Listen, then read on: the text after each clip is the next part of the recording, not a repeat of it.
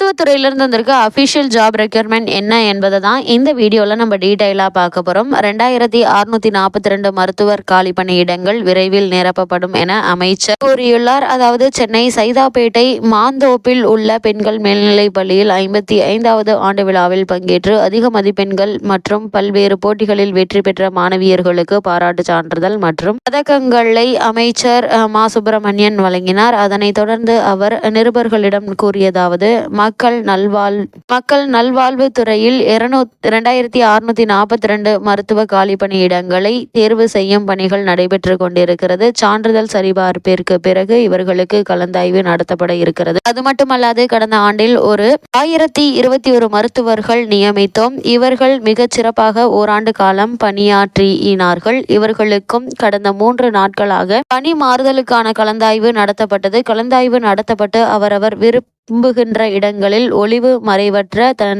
தன்மையில் 1000க்கும் மேற்பட்டவர்களுக்கு பணி ஆணைகள் தயாராக இருக்கிறது. வரும் 20ஆம் தேதி பணியிட மாறுதல் ஆணைகள் தரப்பட இருக்கிறது. இவ்வாறு அவர் கூறியுள்ளார். இந்த தகவலை பொறுத்த வரைக்கும் நியூஸ் பேப்பர்ல இருந்து வந்த அபிஷியல் கிளிப்பிங்கை தான் இப்ப நம்ம ஸ்கிரீன்ல பார்த்துக்கிட்டு இருக்கோம்.